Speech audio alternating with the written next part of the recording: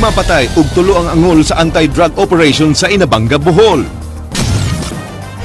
Midaghan ang lamok nga nagdala sa sakit nga dengue panahon sa El Nino. Mga gipunduhan og tubig nahimong breeding site. Sakyanan nga wala pa mabayri sa City Hall, iuli sa gipalitan niini. Mga police chief superintendents nga giila sa president-elect nga mga drug protectors, gitambagan sa ilang kauban nga opisyal sa pag-retire na lang.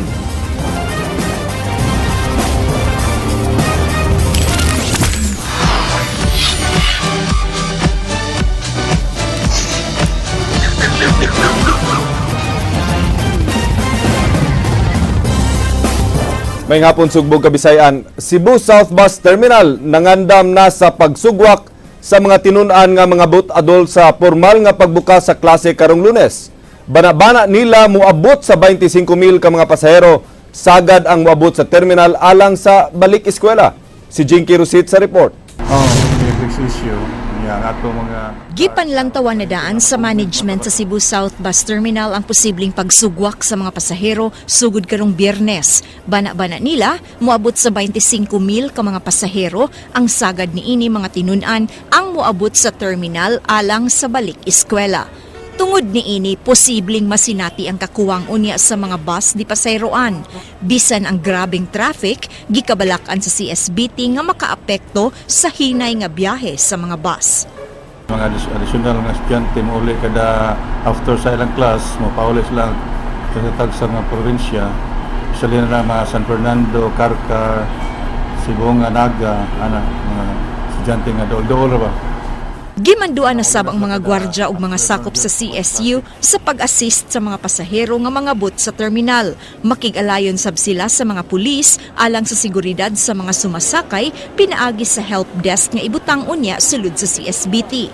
Nagpahimangno sab si Dusaban sa mga pasahero nga kanunay magbinantayon sa ilang mga bagahe aron di mabiktima sa mga kawatan.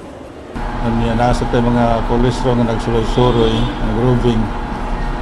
So, na po yung mga CSU personnel na nag-roving gihapon, na po yung nagkapos sa mga example lang sa exit o sa arin sa mga nag-roving sa mga passenger lounge. Mga CSU. Alang sa aksyon, Bisaya, Jinky Rusit, News 5. Mga eskwelahan ug mga boarding houses gitambagan sa pagbutang og additional nga tangke sa tubig nga kapunduhan alang sa pagsugod na sa klase. Kini giaksyonan ni Monique Acha.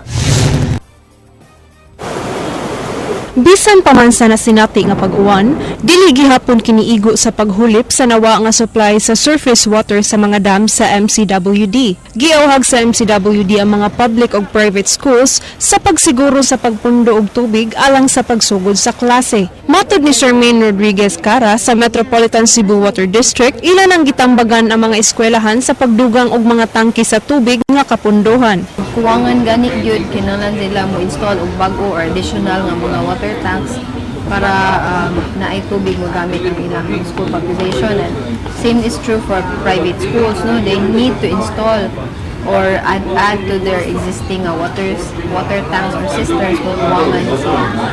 Giawhag usab nila ang mga tag-iya og mga apartments sa pagsugod na karong simanaha sa pagpundo og tubig alang sa pagpangandam na usab sa pag-abot sa mga estudyante. So to ensure nga naay magamit ang inyong mga boarders, mga tenants ninyo sa inyong mga apartments, you need to install water tanks or magsahod mo daan this week enough for their use during the opening of classes next week. Niatong Biyernes, 3,000 cubic meters pa ang napundo sa Haklupan Dam gikan sa nawala nga 25,000 cubic meter tungod sa kanihit sa uwan. Alang sa Aksyon Bisaya, Monique Acha, News 5.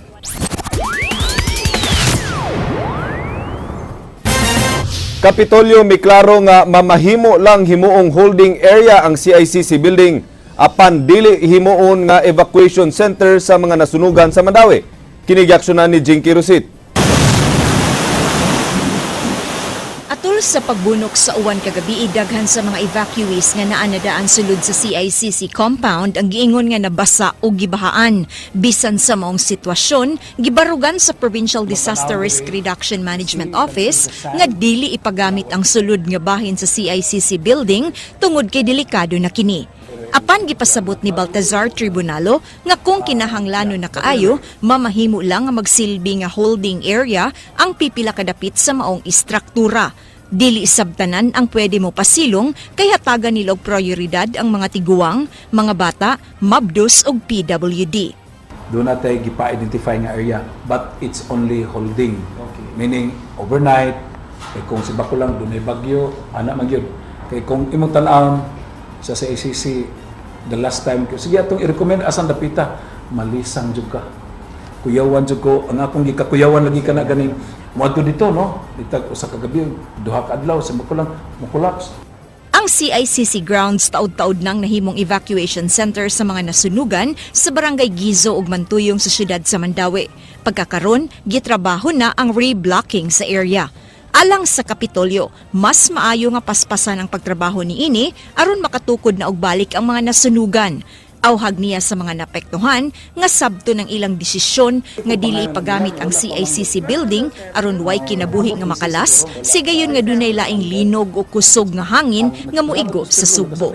But again, di mampud ang tanang tens huyang na mag-ligon or mga balay-balay.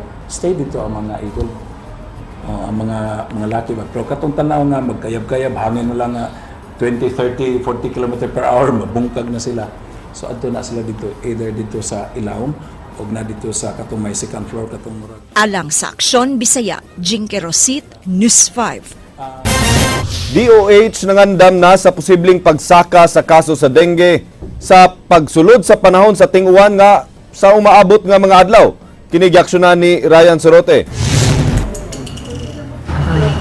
Kung basihan ang record sa Department of Health, ubos unta ang kaso sa dengue dinhi sa tungtungang Kabisayan. Apan tungod sa El Nino, misa kahino ng kaso sa mga tao nga gidengue tungod sa kakuwang sa supply sa tubig. Gitumbok nga hinungdan niini mo ang naandan nga paggamit ng mga containers nga way mga takob nga may himong breeding site sa mga lamok. No, kaya ang ilang breeding site halos tuan naman mamamsud sa balay.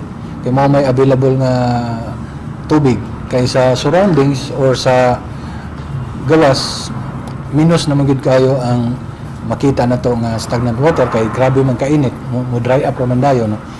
Sukad Enero hangtod Hunyo 4 karong tuiga, misa kag 159% ang kaso sa dengue kung itandi sa samang panahon sa miaging tuig. Kapin 2,000 ang mga kaso sa dengue niadtong miaging tuig nga dunay siyam kapatay. Karon, miabot na og kapin 5,000 ang kaso sa dengue nga dunay 46 ka confirmed deaths. Gikablakan sa DOH-7 nga musaka pa ang kaso sa dengue pagsud sa ting-uwan. Gitutukan sa Health Department ang pagmonitor sa mga lugar nga dunay daghang kaso sa dengue sama sa Dakbayan sa Lapu-Lapu, Bogo City, San Remigio, Liloan ug Dakbayan sa Sugbo. Labi na karon ni start na ang rainy season. Basin og mas mo taas pag maayo. Ang nato ang gikuyawan mo nga kada semana ato nang gi-monitor ang per municipality or city kung asa itong mga barangaya ang kuan mag-cluster, no? Gawa sa dengue, gibantayan usab ang pagsaka sa kaso sa waterborne diseases o contamination sama sa suka kalibang o leptospirosis na gikan sa ihi sa ilaga. Alang sa Aksyon Bisaya, Ryan Sorote, News 5. Sa mga balita sa gawa sa nasod. Upat ka terorista patay og 7 na pan sa Kazakhstan. Duha kanila giilang nga mi-raid sa duha ka mga gun shops ug nang hijack sa usa ka bus. Sila mausab ang gituhuan nga responsable sa pag-atake sa usa ka military base. Diin 5 ka tawo ang namatay ug 10 ang naaangol. Nasunog ang kampo sa army sa Sri Lanka nga nahimutangan duol sa kapital niini sa Colombo. Ang kayo mikatap sa gibutangan sa mga bala ug bomba hinungdan sa pag-ulbo niini. Ang mga nagpuyo duol sa kampo gipabakwit mga 1 ka kilometro gikan sa nasunog nga kampo. Gitabangan sa Army ug Air Force ang pagpaong sa kayo. Walay gikataho nga namatay ug naangol sa sunog. Hangtod karon wala pa masayri kung unsay hinungdan sa sunog. Kapin sa usa ka gatos ka mga patayng lawas sa mga African migrants ang gidagsa sa kabaybayunan sa Libya. Sila sakay sa mga gagmay nga sakayan nga sa kadagatan nga nangalunod. Dili mo menos 177 ka mga patay nga lawas nga gilangkuban sa 75 ka mga babae, 6 ka mga bata ug 36 ka mga lalaki midagsa sa baybayon sa syudad sa Zuara. Gituhuan nga midaghan pa ang mga makit-an nga patay nga lawas tungod kay walay mga life jackets nga nakit-an uban ini. Usa ka Libyan Coast Guard nakakita sa usa ka gianod nga barko nga wala nay tawo ug gituhuan nga natikyaob kini.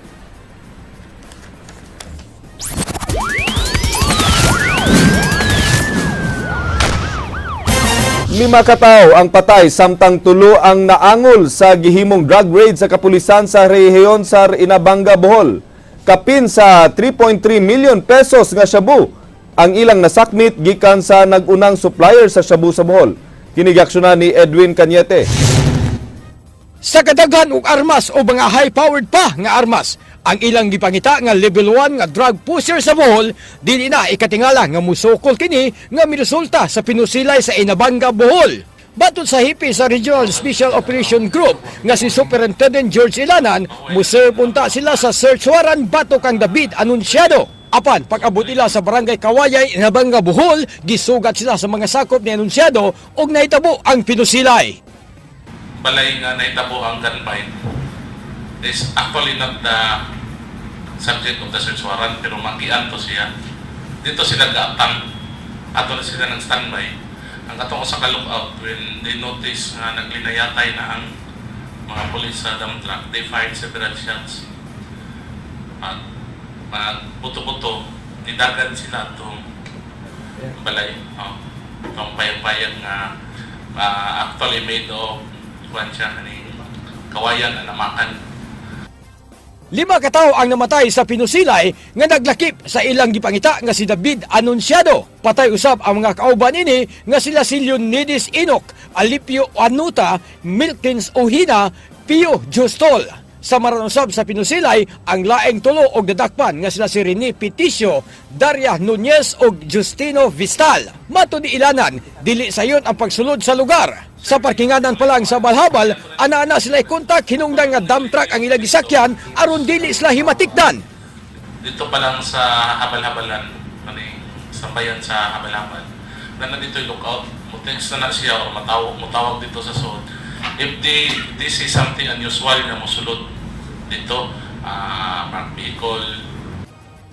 Ang napatay nga si David Anunciano, giila nga level 1 drug pusher sa rehiyon nga nagsupply og shabu sa tibok Bohol. Gawa sa mga shabu nga ila na recover sa panimay ni Anunciado, nakakuha usab sila og shabu sa mga bulsa sa nangamatay, apila nini ang kwarta og dollars. Mikabat og 3.3 milyones pesos ang ilang nakuha nga shabu. Kita sa ato ang nabilin ng mga personnel nga toka sa Bohol, nasa mga 3.3 million ang worth sa drugs na nakuha. Giklaro sa hipi sa Rion City nga si Chief Superintendent Protesinio Combinador nga ang ilang gihimo karon dili lang pang pugi points. Gani iyang gipahimangnuan ang tanan nga namaligya sa ginadili nga droga sa pag-undang na sa ilang kalihukan. Iyang gitambagan ang mga tao nga adunay mga warrant of arrest sa pag-surrender na lang. Kang atong yung unang ihawagan ni kining mga drug pushers, no? Or sa ko layman's term, drug lords sa uban, no? Pero atong tanaw na drug criminals, no? Nga nag-anam na karon kahuot ang ilang kalibutan, no? Alang sa Aksyon Bisaya, Ed Cañete, News 5. Mga Police General nga giilan ni incoming President Rodrigo Duterte nga mga drug protectors gitambagan sa pag-retire na lang gikan sa serbisyo. Kini ang awag ni Deputy Director General Danilo Constantino kinsa gikatakda nga mo-retire na usab sa iyang katungdanan. Kini giaksyonan ni Edwin Cañete. Nasurpresa si Deputy Director General Danilo Constantino sa gibutyag sa incoming President nga adunay 5 ka mga Police General sa PNP nga nahilambigit sa ginalili nga drugas. Apan bisan og wala siya magdahom nini gikan sa incoming President, iyang giawhag ang mga kauban nga mga Police General sa pag-retire na lang gikan sa ilang katungdanan. Kung sa palagay nung 3 generals na yon, sila yung kinatutukuyan ng ating President, I think it's time for them to really retire kasi mga generals naman ito So matatagal na to sa serbisyo. They can always retire early. Ay, sorry. Samtang They can ipaabot always, na lang ni retire. Deputy Director General Danilo Constantino nga mulingkod ang bagong PNP Chief nga si Ronald De La Rosa aron muritiro na usab siya. Gikatakda siya nga muretire sa iyang birthday karon July 2. In-announce naman ni President-elect Duterte. So kami naman, talaga namang nagkataon lang na retiring ako ng July 2. Matud niya, usa sa pinakalako niyang nasugatan nga trabaho mao ang panagbangga sa Sulpicio Express 7 ug MV St. Tomas Aquinas sa Luis Lage din Gatusan ang nangamatay. Siya usab ang Regional Director diyang naitabo ang linog sa Bohol ug bagyong Yolanda. The passenger ship and cargo ship collided in Talisay. That was in August of 2013. Several days after I assumed command as Acting Regional Director of Police Regional Office 7. Again, we were together when a 7.2 magnitude earthquake hit the provinces of Bohol and Cebu. After that, it was followed by another catastrophe. Typhoon Yolanda. Giisip ni Constantino nga ikaduhang panimay ang dakbayan sa Sugbo ug nagpasalamaton siya sa mga Sugbanon hilabi na sa mga sakop sa media. Sir, after sa retirement mo, sir, wala ka bang balak pumasok sa political like general? Nako, wala yan sa Wala yan sa plano ko. Ang plano ko lang is to be a private citizen.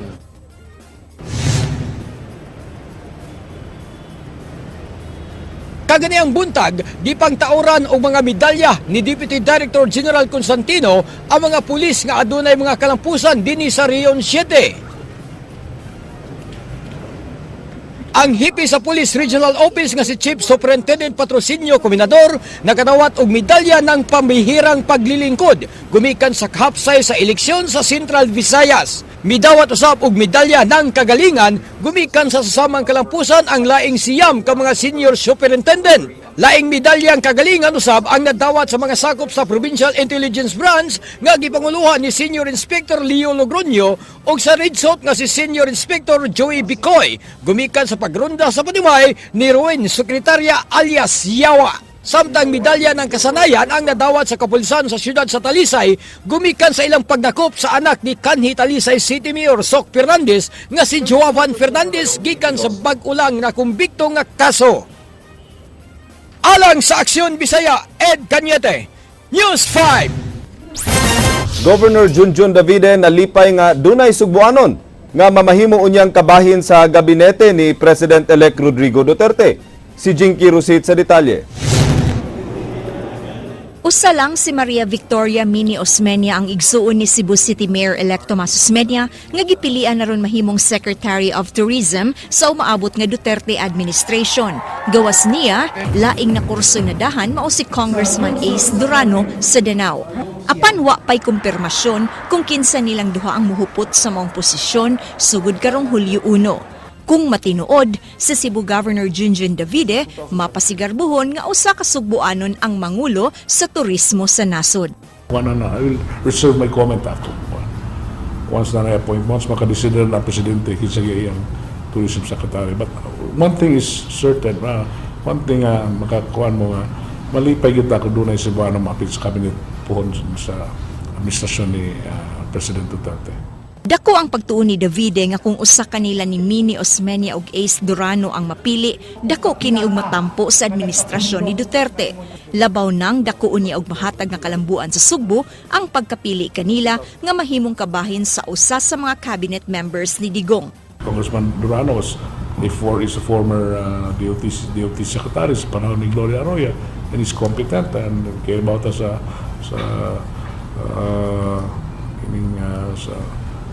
tinabahoan ni Congressman Durano. Si Juan Pon, si Mini Osmeña could be a good candidate for that position. No? She's known internationally. Igo lang magpaabot si Davide kung kinsa kanilang mahimong tourism secretary ug di na siya buot mutabang sa pagrekomendar. Alang sa Aksyon Bisaya, Jinky Rosit, News 5. Namatay ang barangay kapitan sa Adlaon, Dakbayan sa Sugbo. Siya ang kapitan nga nadisgrasya sa gisakyan nga motorsiklo human niya giuli ang adlaw ang sakyanan sa barangay nga gi-issue sa City Hall alang sa inventory. Ani ang report ni Leslie Caminado Vistil. Hingpit nang mitaliwan sa laing kalibutan si Adlaon Barangay Captain Elvis Nara. Matud pa sa inahan niini nga si Nieves, namatay kini tungod sa internal hemorrhage ug wa na makamata sukad nang nahospital ug nakomatos. Si Nieves Nara ang inahan ni Captain Elvis Nara, mo'y mulingkod isip acting barangay captain sa Barangay Adlaon. Lisod kayo pag pangutang-butang nato o magduda ta kay makapag na sa laing problema. Wa na lang ko magpa-autopsy. Wa na lang namo buhata kay tingali sa naay makit-an nga foul play. Dugang na sa among problema. Dili na lang iutong na lang na namong problema nga. Basta siya nahugrag yun sa motor way lain. Ang Vice Presidente sa Association of Barangay Council nga si Councilor-elect Joel Garganera may padayag nga aduna sila hinabang nga ihatag sa pamilyang Nara. Si Barangay Captain Nara usa sa mga sakop sa Board of Directors sa ABC. Matud ni Garganera dakong kawadon sa ilang hugpong si Nara tungod sa iyang pagkaaktibo sa kalihukan sa barangay. Elvis is one of us. Elvis is a brother. Elvis is very good. No? Gone too soon. He's very young. He's 39 years old.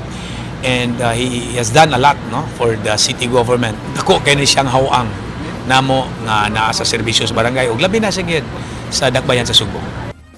Si Barangay Kapitan Elvis Nara na aksidente sa gisakyan niini nga motorsiklo human niya giuli ni anang adlaw ang sakyanan nga gi-issue sa City Hall sa ilang barangay alang sa gimando nga inventory. Alang sa Aksyon Bisaya, Leslie Caminado Vistil, News 5. Pipila sa mga barangay kapitan padayong mikwestiyon sa tinuod nga katuyuan ni Acting Mayor Margot Osmeña pagpauli sa mga service vehicle nga naa karon sa mga barangay. Duda nila gipersonal lang sila sa mayor. Si Leslie Caminado Vistil sa report. Inventory ko nila ha or they are really trying to recall all the vehicles? Kaya og inventory lang, inventory purposes. Ngano pa man mauli ng uban diha aron nga gi-kuan nga gi-return. Wa makapugong si newly elect City Councilor Joel Garganera og may question sa katuyuan sa pagpauli ni Acting Mayor Margot Osmeña sa mga sakyanan nga gi-issue kanila. Dili siya kumbinsido nga inventory lang sa mga sakyanan ang tuyo ni Osmeña. Giklaro hinuon ni Garganera nga wa sila intensyon nga diiuli ang sakyanan apan ilag yun nga gipaabot ang reply ni Osmeña sa suwat nga ilang giduso. Di nangayo kini og pagklaro sa memo nga gipasa niini. Dili kita ngali inventory. Pero kami, we don't have any plans of holding on to this vehicle. Ang amo lang, appeal ba ni siya kay gigamit ba asad ni siya sa emergency, ambulance o peace and order? Samtang natingala kining kapitan sa Pungol Sibugay nga si Gerson Kadampog nga nahilakip siya sa napasakaan og kaso ni Osmeña sa buhatan sa Ombudsman Visayas. Matud pa ni Kadampog, pitsa 23 pa sa Mayo niya giuli ang mga sakyanan. Usa ka adlaw sawa pa ang giingong deadline. Gani mga sakyanan sama sa minibus, L300, Hilux ug motor ang iyang gi-turnover sa City Hall. Ang amo lang tubagon kay naamo ng sakinan. Nga amo sa ipaprob nga kung sa inikuan nga nasa GSO among giuli ang sakinan. Wala man lang mo kuha. Giproblema sab karon ni Sudlon Dos Barangay Captain Winifredo Nacario ang nahitabong pagdili kanila sa pagkuha og fuel sa depo sa kagamanan sa Dakbayn sa Sugbo. Matud pa ni Nacario, dako kayo kining problema sa ilang barangay. Gawas nga wa na sila sakyanang service, tungod kina nga guba, di sab sila mamahimong makakuha og gasolina bisan manggamit sila pribadong sakyanan. Wa pa man turnover kay dili man sa perma sa PRS kun dili madaga ang sakyanan sa dire sa city. Ang problema ron kay guba man ang mga sakyanan dito nga nasay namo. Dili namo mapaandar tungod kay labi na tong kakita ka mo tong 6x6 nga dako kayo. O di man to madaga namo kay guba man. Mao na problema namo karon kay giputlan mi og allocation sa Krodo. Wa pa gyud sakyanan. So wa na kami, di na kami kalihok sa barangay. Alang sa Aksyon Bisaya, Leslie Caminado Vistil, News 5. Cebu Governor Junjun Davide na balaka sa posibleng paghuot sa dagan sa trapiko sa Mandawi-Mactan Bridge sa pagbukas sa klase karong Lunes. Kinigaksyonan ni Yuil Lenes. Mipadayag sa iyang kabalaka si Cebu Governor Hilario Junjun David III nga dili pa hingpit nga masulbad ang problema sa traffic inig-abli sa klase karong adlawng Lunes. Nabalaka siya nga tungod sa pagsugod sa klase, mas musamot pa og kahot ang dagan sa trapiko sa syudad sa Mandawi ug Lapu-Lapu. Nakigtagbo na si Davides sa Metro Cebu Bridge Management Board aron tukion kini apan wa pay konkretong tubag ang DPWH kung kanusa kini hingpit nga mahuman. Well, yes, we have, ato nag-anticipate. Mo bitaw nga last time, atong ginang nga before opening of classes, mahuman na tana, pero apparently, pag yun ang makuhan. Ayun nun. So, ang pag-manage na lang yun sa traffic diha, flows of vehicles. Gisugyot karon ni Davide ngadto sa mga traffic heads sa Mandawi ug Lapu-Lapu nga tabangan ug manage ang traffic situation alang sa mas hapsay nga dagan sa trapiko labi na sa Mandawi-Mactan Bridge. Giawhag niya ang DPWH nga paspasan na ang pag-ayo niini. I hope they're doing their job for ang DPWH nga ipadali ang pagpaayo diha sa first bridge. And on Mandawi side, on Lapu-Lapu side, mga traffic management teams sa both cities are also helping in that regard, no, na mais ang traffic, no. Alang sa Aksyon Bisaya, Yowie Lenis, News 5.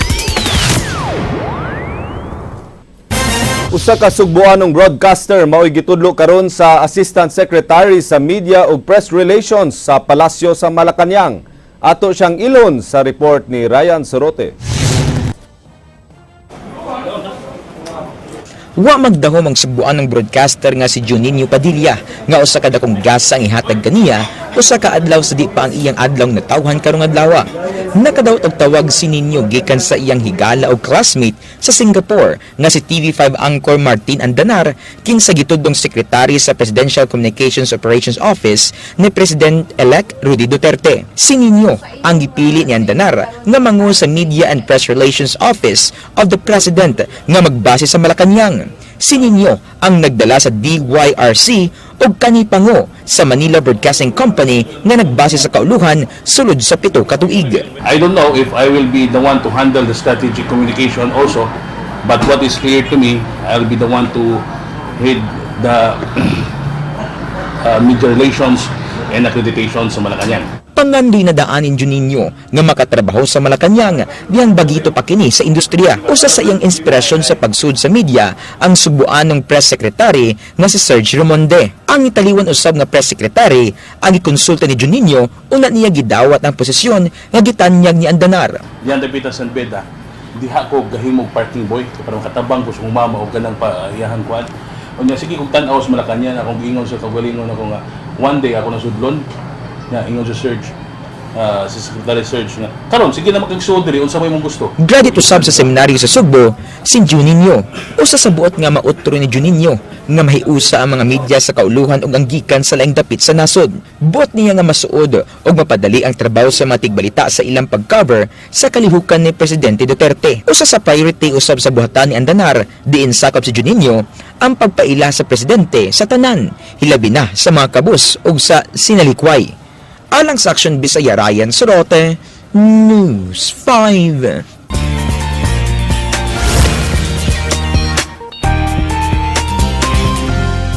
Happy vibes lang dinhi sa TV5.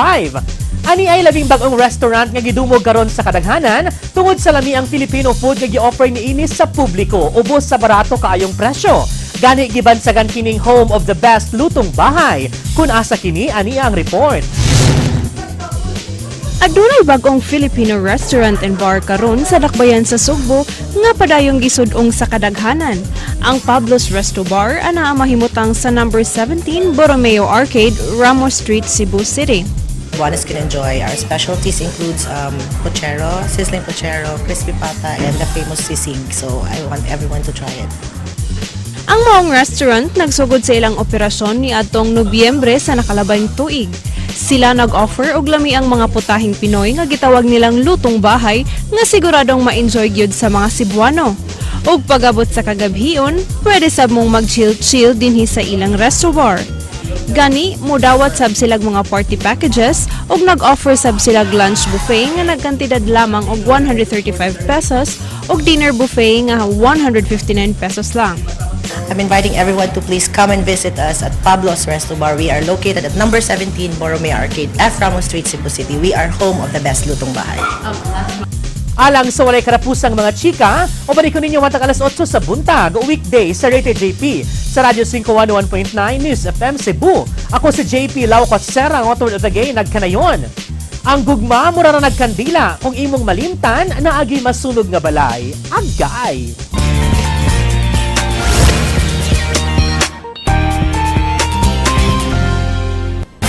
Umaw kadto ang mga balita sa Aksyon Bisaya, ako si Glenn Soco. Mga balita nga pundasyon sa ligdo nga opinyon ug konkretong solusyon. Bisan asa, bisan kanusa. Kapatid, kay di lang kutob sa balita, aksyon!